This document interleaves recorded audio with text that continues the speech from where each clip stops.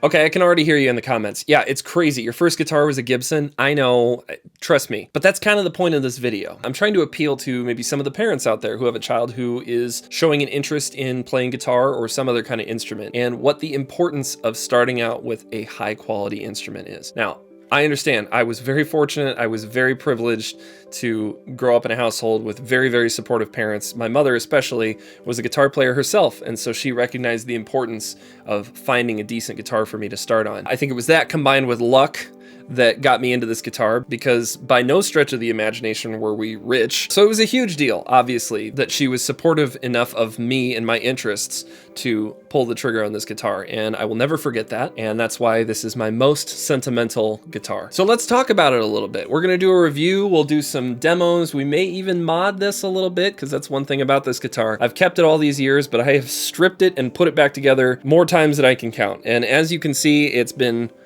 well loved, heavily played, and yeah, let's dive in.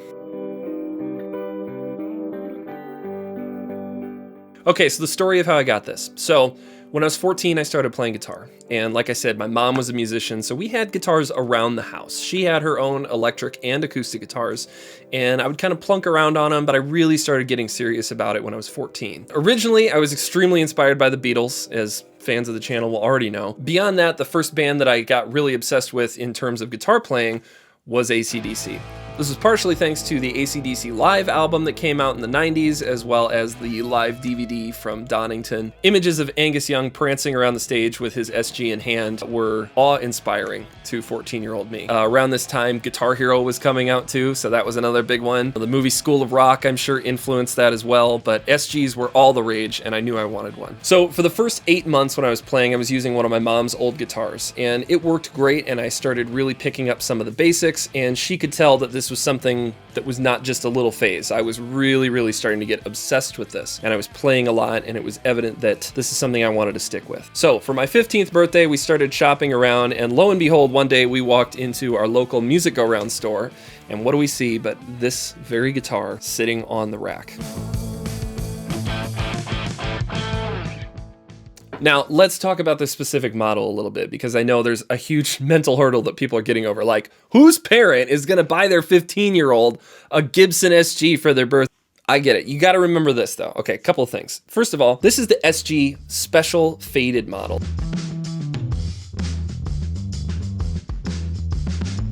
They introduced these first in 2002, and they went through a couple of different iterations and changes, but basically this was sort of the entry-level Gibson model at the time. So these sold brand new for, I think, $650, and what's important to remember is that we found this at the used music store. It didn't quite look like this. When we found it, it looked like it had been bought, maybe played for a couple months, and then sold to this other music store. It was basically in pristine condition, but a couple of key differences between this and an SG standard. This is a little bit more stripped down. It doesn't have neck binding. It has the dot inlays, doesn't have any sort of fancy binding on the headstock or anything, but it was a Gibson SG. And I don't recall exactly how much she paid for it back then.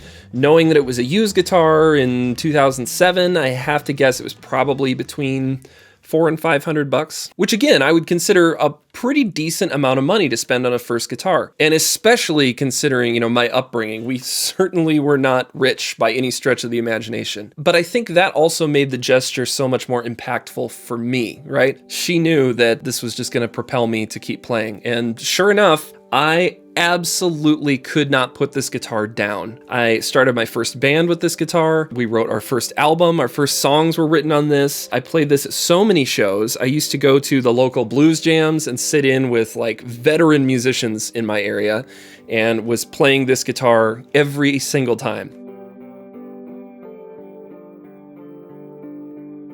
I absolutely love how worn this guitar looks, and I love the fact that it was my hands that put it there. Comparing this model to a regular SG Standard with a thick gloss finish, this guitar actually had a really, really thin finish, and it's basically the bare wood with a little bit of tinted lacquer applied to it. As you play, your hands start to wear through that much quicker than they would a thick nitrocellulose coat, and you start to see all of the little dents and scratches and belt rash and places where you've played so much that you've worn down to the bare wood.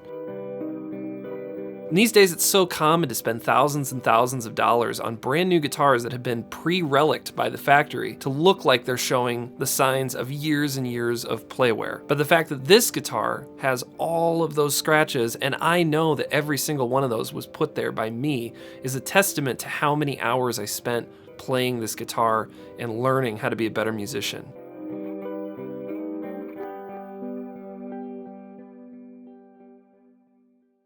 So as a player, I'm also a tinkerer. I've been repairing and modifying my own guitars ever since I got started, and this one was no exception. So shortly after I got it, I started tearing this thing apart, changing the knobs, changing the pickups. At one point I installed a kill switch button. Again, this was Guitar Hero times, Buckethead was all the rage. I was playing this and I was just seeing like what little things can I do to modify this guitar, and it went through so many different changes. These pickups here are a hand-wired set of humbuckers that a good friend of mine hand-wound for me. I couldn't tell you much about them other than they are PAF style humbuckers that were hand-wound. They've been in here for a long time.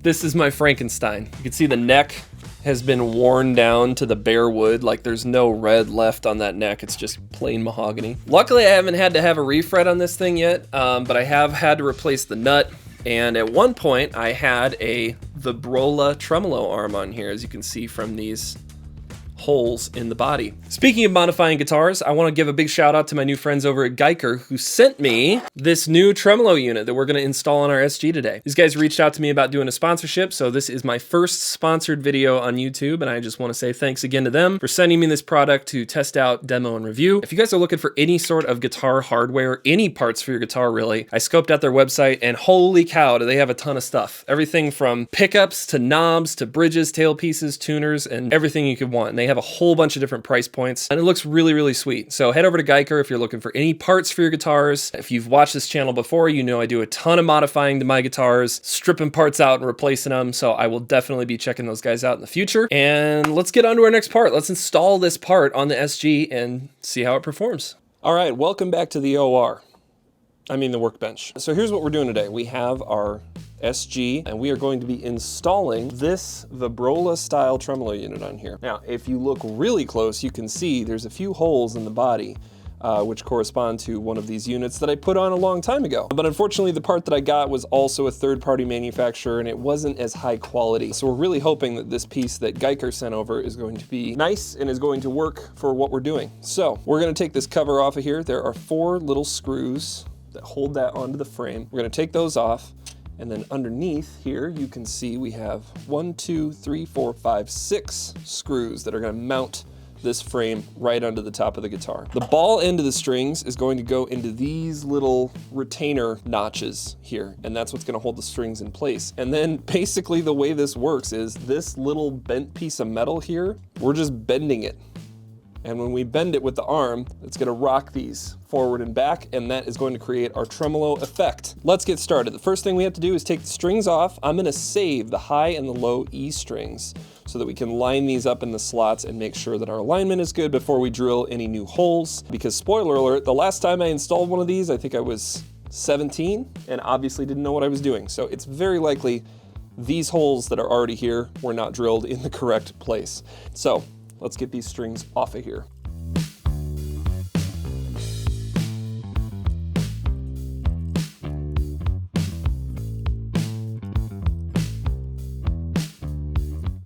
Okay, so we have our old tailpiece off here. Right now I need to take out the old tailpiece studs, and these just unscrew. So we have our studs out. Let's take a look and see what this looks like on here. Pretty sweet. You'll see that we're still gonna see our exposed tailpiece stud anchors here, but I'm not too worried about that. So now the next thing we have to do is take these 4 little screws off of the plate cover here and get this thing lined up and get ready to drill. Okay, so I ditched the plan of lining up the strings here in favor of doing it the right way and measuring things out. I have measured the center line of the fretboard here.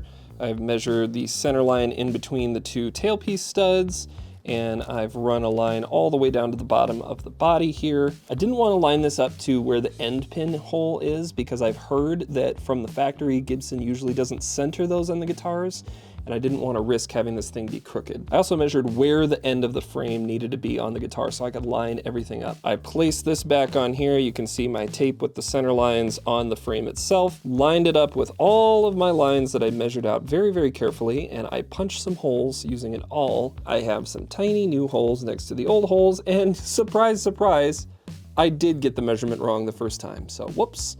Anyway, time to drill.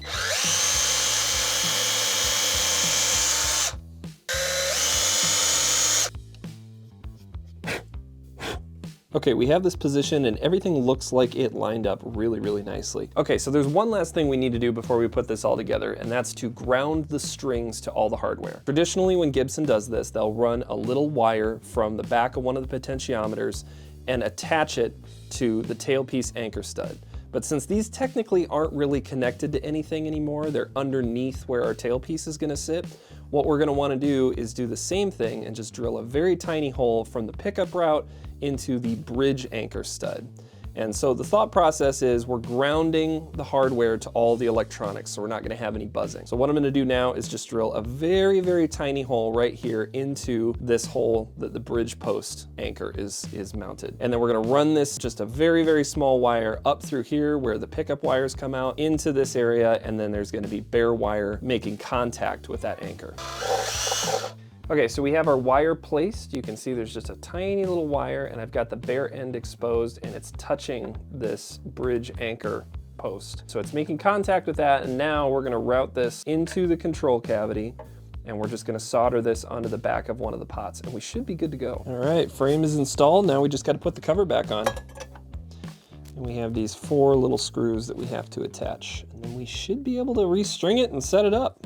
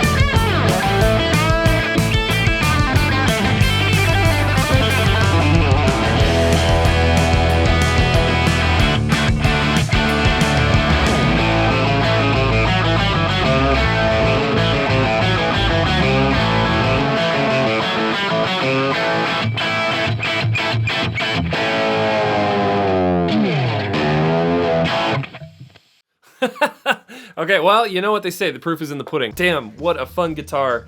I love playing this thing, man. And I love the tremolo unit. I think this turned out really nice. The look of these is great. It's so classic. They put these on a lot of the 60s and 70s SGs.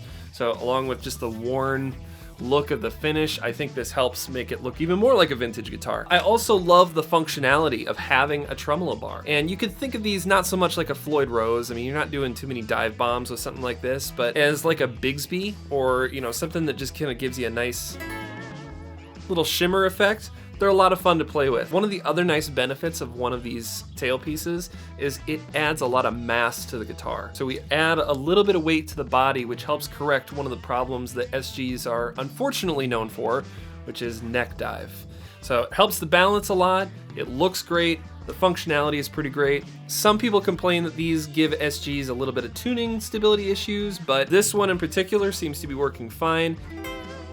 I haven't been having too many tuning stability issues since I installed this, and I like it a lot. It's a lot of fun to play with. So for years, I worked in a guitar store. Constantly, over and over and over again, I would have parents coming in, or even adults who wanted to start learning how to play guitar. People who were buying their first guitar, and they would always ask me, you know, what do you recommend? What's the best guitar to get for a beginner? My response has always been the same. Just get the best guitar you can. And if that means buying used, then great, more power to you. You can get a great deal on a used guitar, and there's plenty of resources out there to find a really high quality used guitar. One of the benefits to going to a guitar store is being able to sit down and try out a bunch of them and figure out which one you like, but you will always be more inspired and motivated to stick with it and keep playing if you get yourself a good instrument right out of the gate. Around Christmas time especially, so many parents think, my kid wants to play guitar, so I'm gonna go on Amazon and buy the $99 Strat copy. And those are difficult to play. They're hard to get set up, the components are not good, they don't sound good. A lot of times kids don't wanna stick with it. I hate to keep coming back to this, but I can already tell there's so many people that look at this situation and say, well, that's too much money to spend on your first guitar. Depending on your personal situation, yeah, that could very well be true. On the other hand,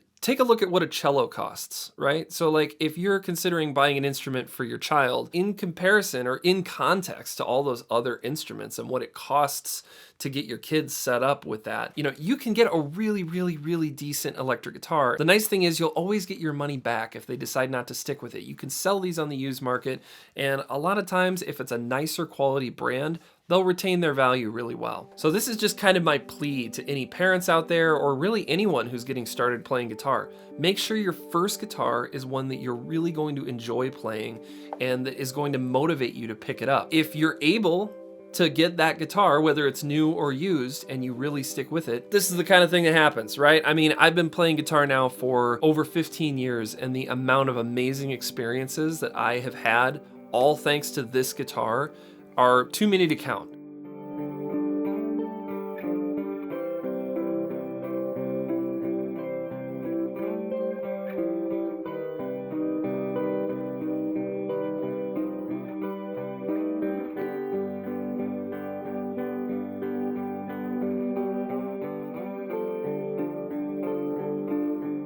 Before we take off, I just want to say one more big thank you to Geiker for sending me this awesome tremolo unit. Once again, make sure you go check them out if you want to get any upgraded parts for any of your guitars. I want to thank my mom for setting me up with this amazing guitar and kickstarting what has been a lifelong journey of playing guitars and performing in bands and writing music and really helping nurture that passion. And I want to thank all you guys for watching the video this long and for subscribing to my channel. I've got a ton of really exciting content coming down the pipe. So if you're interested in what I'm doing, please consider subscribing, and we'll see you in the next one. Thanks.